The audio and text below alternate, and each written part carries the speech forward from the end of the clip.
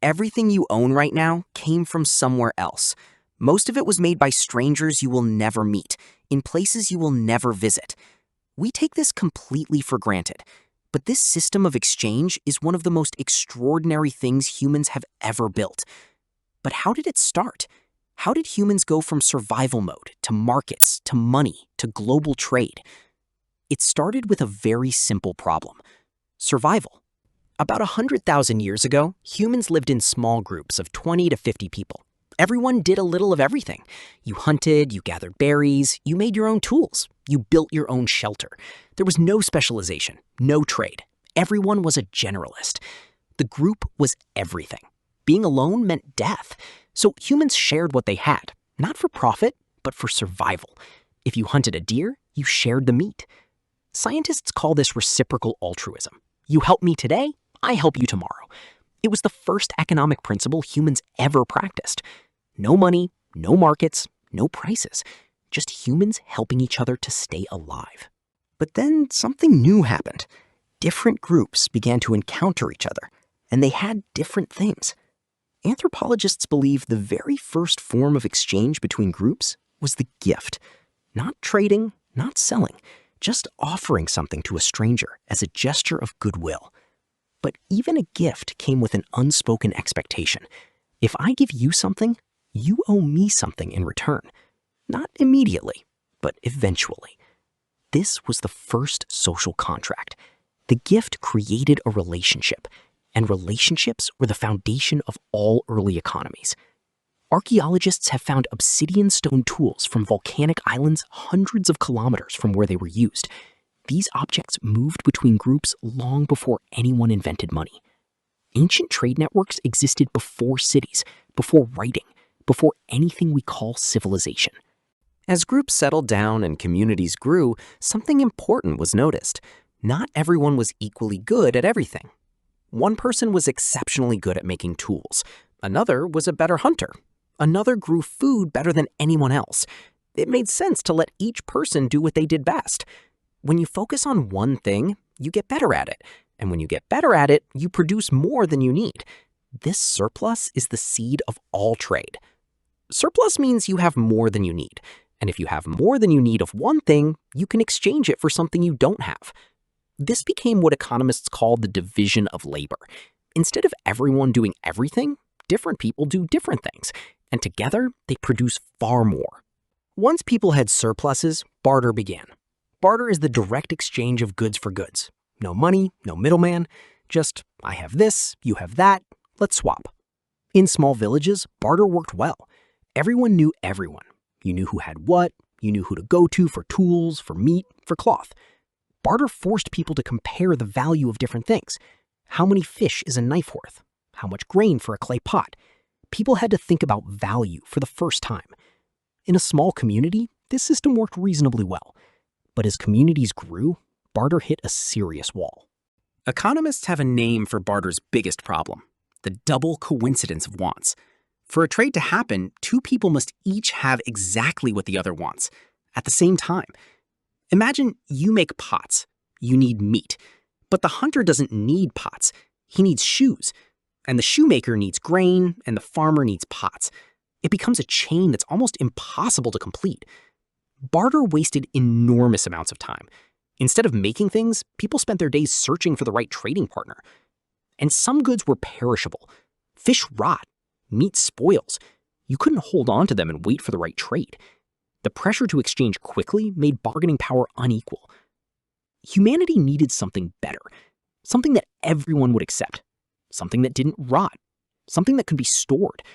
Something portable. The answer was commodity money. Objects that had value in themselves, and that everyone in a community agreed to accept as payment. Cowrie shells were used as money on almost every continent, in Africa, Asia, the Americas, and the Pacific. For thousands of years, they were small, beautiful, hard to fake, and easy to carry. What made something useful as money? 5 qualities: portable, durable, divisible, recognizable, and scarce. If an object had all 5, it could become money. In early farming societies, grain became a form of money. It was divisible, widely needed, and relatively stable in value. If you had grain, You could get almost anything. In some regions, salt was so valuable it was used to pay soldiers. The word salary comes from the Latin word for salt. That's how precious it was. In other places, livestock was wealth. Cows, goats, and pigs were living bank accounts. Many ancient words for money and cattle are the same word. The world's first cities appeared in Mesopotamia, the land between the Tigris and Euphrates rivers, in what is now Iraq and Syria. Places like Uruk and Ur were home to thousands of people. When thousands of people live together, barter between friends is no longer enough. A new institution appeared, the marketplace, a physical place where strangers came to exchange. And in the marketplace, prices emerge naturally from negotiation. Seller wants more, buyer wants less. They meet in the middle, the price is born. But as trade grew more complex, memory was no longer enough. How do you remember how much grain the merchant owes you? How do you keep track of dozens of transactions? The answer was writing. And here is a stunning fact. Writing was not invented for poetry or storytelling. It was invented for accounting, to track grain, livestock, and debts.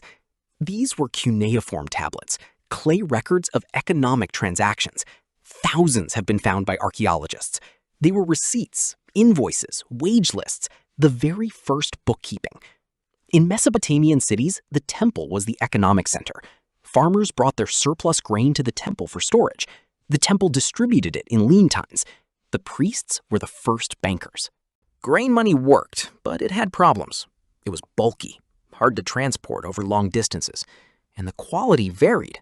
You couldn't always be sure how much a sack was really worth. Then humans discovered metals, copper, then bronze, then silver and gold. Metals could be melted, shaped, divided, and stored. They didn't rot.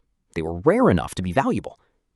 Long before coins existed, traders used weighed silver as money. A merchant would carry a scale and small silver pieces. The weight of silver determined the price. Around 600 BC, in the ancient kingdom of Lydia, in modern Turkey, the world's first standardized coins were minted. Small pieces of electrum stamped with the royal seal. The coins solved the weighing problem. You no longer had to measure every transaction. The stamp of the king guaranteed the weight and purity. Trust was built into the metal. Within a few centuries, coins spread across the ancient world. Greeks, Persians, Indians, and Chinese all developed their own coin systems independently. Here's something that'll surprise you. Debt is actually older than money. Humans were keeping track of who owed what to whom long before coins existed. In Mesopotamia, farmers could borrow grain from the temple store before the harvest and repay it with interest after. This was the world's first credit system. Interest, being charged extra for borrowing, was deeply controversial. Many ancient cultures saw it as immoral. A lot of people condemned charging interest on loans. But despite the controversy, debt drove economic growth. You could build something today using future earnings. Without debt, most of history's great projects couldn't have been financed. Around 1750 BC, the Babylonian king Hammurabi created one of the world's first legal codes. A significant portion of it was about debt, commerce, and trade, prices, wages, and fair dealing. But Mesopotamian rulers understood that too much debt could destroy society, so they periodically declared debt jubilees, canceling all debts and freeing debt slaves, a reset button for the economy. Markets didn't just facilitate trade, they built cities. People clustered around trading posts. Ports, crossroads, and river junctions became economic centers. Markets also created a new kind of person, the merchant, someone who didn't grow food or make things, but who moved goods from where they were cheap to where they were expensive. Merchants were often mistrusted. They made money without making anything. Ancient Greek, Chinese, and Indian societies placed merchants at the bottom of the social hierarchy. But they were essential. Without merchants, goods stayed where they were produced. Merchants connected supply to demand across vast distances. As markets grew, another invention became essential: standard weights and measures. If everyone uses a different size cup, you can't trust any transaction. Once trade became profitable and regular, routes formed, paths worn by centuries of merchants traveling the same way. These became the arteries of the ancient world. The most famous of all was the Silk Road, a network of trade routes connecting China to the Mediterranean, stretching over 6,000 kilometers through deserts, mountains, and steppes. Silk, spices, glass, gold, horses, and paper all traveled this route. But so did ideas. Mathematics, religions, technologies, and diseases all spread through trade routes. There were also massive sea trade networks. The Indian Ocean had a sophisticated trading system for over 2,000 years, connecting East Africa, Arabia, India, and Southeast Asia using monsoon winds. Merchants who traveled these routes became translators in every sense. They learned languages, customs, and cultures. They were the most cosmopolitan people in the ancient world. But long-distance trade was dangerous. Bandits, pirates, storms at sea, shipwrecks, disease. A merchant who set out on a year-long trading journey might never return. This danger led to another financial invention: insurance. Merchants would pool risk. If one ship sank, the loss was shared among many investors rather than destroying one person. Another invention? The letter of credit. Instead of carrying gold across dangerous roads, a merchant could deposit gold in one city and receive a letter allowing him to collect the same amount in another city. Slowly, over thousands of years, these trade routes wove the ancient world together. Strangers became trading partners. Enemies became customers. Trade created a kind of interdependence. Here is the deepest truth about all of this. Money is not a physical thing. It's a shared story. It works because we all agree it works. The moment people stop believing in it, it stops working. We started with sharing in small groups, then gift exchange, then barter, then commodity money, then metal coins, then credit, then markets. Each step solved a problem and created new ones. And here's the striking thing. Every economic problem we face today has a version in ancient history. Inequality, debt, monopoly, inflation, currency collapse, poverty, all ancient problems. But trade also did something remarkable. It created trust between strangers. It forced humans who might otherwise have fought each other to cooperate. Some argue the market, the idea that strangers can meet and exchange to mutual benefit, is humanity's greatest social technology, more powerful than any weapon, more durable than any empire. But trade has never been neutral. It has always reflected the power structures around it. Who controlled the routes controlled the wealth. Who set the prices held the power. And that tension between free exchange and concentrated power is still the central argument in economics today. It started 100,000 years ago around a campfire. It hasn't been resolved. The next time you buy something, remember, that transaction has a 100,000-year history behind it. You are the latest link in a chain that began when the first human handed something to a stranger and said, "Here, take this."